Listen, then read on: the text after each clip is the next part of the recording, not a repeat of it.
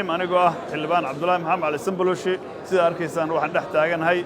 howlka Afsooni oo loogu talagalay maantay doorashada guddoonka aqalka hoose ee baarlamaanka inuu ka dhacdo runtii subaxii hore qashqashaad iyo culeysyo fara badan ayaa jiray maantana waxaan ku faraxsanahay inaan meeshan soo gaaro anigoo obstacles ama caqabado fara badan ka soo gudbay xildhibaanadan waa xildhibaanadii soo dhiiraday runtii isku soo miidaamay meeshan inay yimaadaan hadda waxaa la sheegay in albaabadu ay furan yihiin wixii hadda ka dambeeyna xaalku salaan doono xildhibaano fara badan ayaa joogan waana soo qulqulayaan dadkuna wixii hadda ka dambeeya guryahooda iyo hoteeladooda iyo goobaha ay joogaan waa ka soo baxayaan waxayna soo gaarayaan goobta doorashada waxaan jecelnahay doorashada waqtiga loogu talagalay in dhacdo oo aan wax isbedel ku imaanin xildhibaano markii aad soo galeen saxaafadda waa la dhibaateeyay sidaas lamada ma jirta xildhibaano lagu adkeeyay inay soo galaan all of us kulligeen waana la dhibaateeyay albaabada lama soo gudbi karin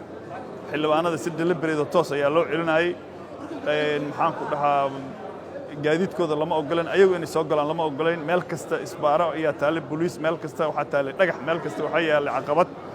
saasay tahana dhig looma dhigan dadka inta badan waa soo dirqsadeen waa soo dardareen waa isa soo dhibeen waxayna ku soo mareen xasaanadooda iyo qaarkoodna wejiyadooda iyo maxaan ku dhahaa connectionkooda ama xiriirkooda ay ayay ku soo mareen laakiin final waxaan ku faraxsanahay dad aad u fara badan oo xildhibaano ah oo soo dhiiraday inay howlka joogaan in badan oo xildhibaanada ka midana ay waddada ku soo jiraan mar dhowna aan jecelnahay kooramka inuu buuxsamo howlihii loogu talagalay maanta in qabsoomaan ay qabsoomaan soo galo maxayna ka damacsan yihiin waa intaan ka dareemayay booliiska Soomaaliya ayaa diidanaa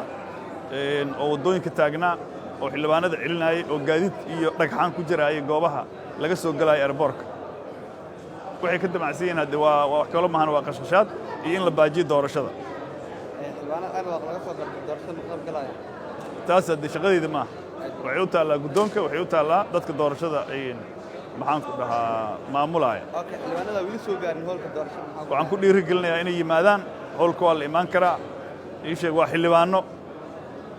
dalkan waxaa loo soo doortay in ay maxaan ku dhahaa u shaqeeyaan dadkii ayaga u shaqaynaya inay qashqashaadaan inay ka yeelaan maaha waa mahadsan soo dhowow